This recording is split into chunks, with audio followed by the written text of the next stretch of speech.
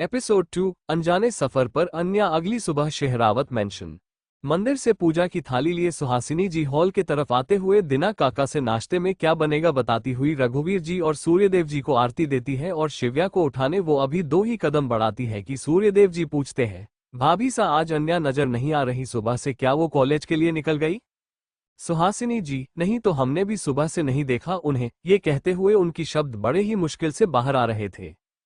सूर्यदेव, ठीक है हम देखते हैं उनके कमरे में जाके क्यों आज नहीं आई वो नीचे, अब तक इतनी देर तो कभी नहीं करती उठने में। ये कहते हुए सूर्यदेव जी सीढ़ियों से ऊपर अन्या के कमरे की ओर चले गए, लेकिन यहाँ सुहासिनी जी भी घबराते हुए उनके पीछे पीछे चल देती है।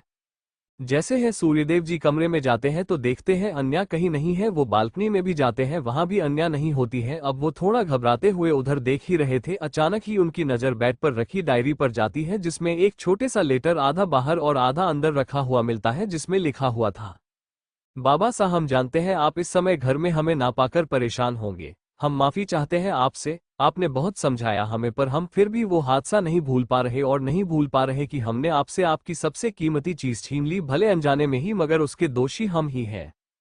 इसलिए हमने फैसला किया है कि आगे की जिंदगी में हम यहाँ से कहीं दूर जाकर ही कुछ करेंगे।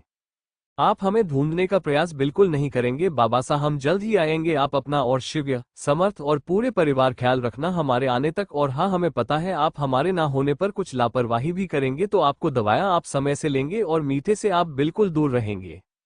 आपकी अन्या। ये पढ़ते ही मानो जैसे सूर्यदेव जी को होश ही नहीं रहा और वो जमीन पर गिर गए। सुहासिनी जी भी वहां खड़ी ये सब देख रही थी। जैसे ही उन्होंने सूर्यदेव जी को गिरते हुए देखा, वो तेजी से भागते हुए उनके पास आई, देखा तो वो बेहोश हो चुके थे। उन्होंने रघुवीर जी और समर्थ को तेज से आवाज लगाते हुए बुलाया।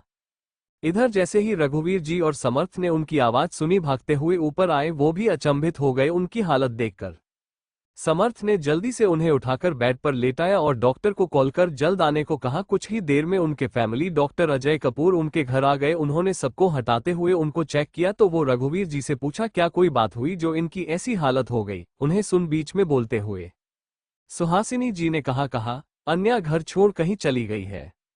रघुवीर, ये कब हुआ हमें बताया क्यों नहीं गया, और वो क्यों गई? क्या आप कुछ छुपा रही है सुहासिनी जी? इतना कहकर उन्होंने नजरें फेर ली सुहासिनी जी से। खैर अभी हम पहले सूर्यदेव को देखते हैं, इस बात पर हम बाद में बात करते हैं आपसे। ऐसे ही 2 हफ्ता गुजर गया। अब सूर्यदेव जी की तबीयत में भी सुधार आ रहा था, लेकिन अब वो ज्यादा किसी से बात नहीं करते थे, बस शांत हो गए थे। वो उन्हें ये तो पता चल गया था कि अन्या जहां भी है सुरक्षित है, या ये कह सकते हैं कि उन्होंने पता कर लिया था कि वो कहाँ है, और उन्होंने अपने आदमियों को उसकी सुरक्षा के लिए छुपकर नजर रखने को कहा था। 2 हफ्ते बाद सुबह का समय, संगम घाट। अन्या संगम घाट पर बैठे अंकिता का इंतजार कर रही थी। थोड़ी ही देर में अंकिता वहां दबे पांव आकर उसके ऊपर की सीढ़ियों बैठ गई। अन्या बिना पीछे देखे ही बोली, और आ गई आप मोहतरमा, मिल गया वक्त आपको उन सब महफिलों से समेट ली आपने, वाह वाही सबकी। अंकिता, अच्छा सॉरी सॉरी, अब आगे से कभी देर नहीं होगी, आप माफ कर दे इस बार। वैसे ये बताओ तुम कैसे जान जाती हो कि हम ही हैं? अन्या, बस ये आपकी चंदन की इत्तर की महक परी। अन्या प्यार से अंकिता को अनकू बुलाती थी। अंकिता, ठीक है, अच्छा बताओ आज यहाँ क्यों बैठी हो? अन्या, आप जानती हैं हम यहाँ क्यों है? इतना कहकर उसने अनकू के गोद में अपना सर रख दिया। उसकी आंखों के कोने से आंसू की एक बूंद बह गई। दोनों ही अब खामोश थे और वहां पसरी शांति को महसूस कर रहे थे।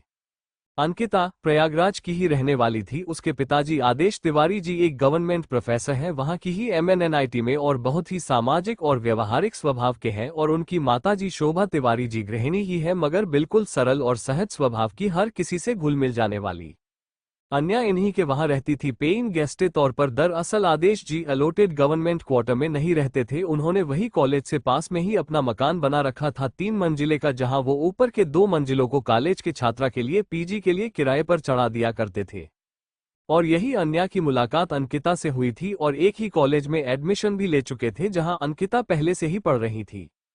अन्या ने वैसे तो ग्रेजुएशन कर रखी थी, अब उसे आगे पोस्ट ग्रेजुएट करना था, इसलिए उसने अंकिता के साथ ही MA के लिए एडमिशन ले लिया था। दोपहर का वक्त कॉलेज कैंटीन में अन्या और अंकिता कॉफी और सैंडविच लेके बैठे ही थे कि पीछे से आवाज आई, तुम दोनों की हिम्मत भी कैसे हुई यहाँ बैठने की? जैसे ही दोनों के कानों में ये आवाज गई, दोनों ही चौंक गई और पीछे मुड़ के देखते हैं। अन्या तो बिल्कुल शांत थी, पर अंकिता की हालत खास्ता हो रखी थी सामने खड़े शख्स को देखकर। क्या होगा जब सबको पता चलेगा कि सुहासिनी जी जानती है अन्या कहाँ है? क्या सूर्यदेव जी जान पाएंगे अन्या कहाँ है? कौन है जिसे देख अंकिता की हालत बिगड़ गई? इसका क्रेडिट जाता है पॉकेट नोवेल रीडर पर। फिर मिलेंगे। लाइक करें और सब्सक्राइब करें।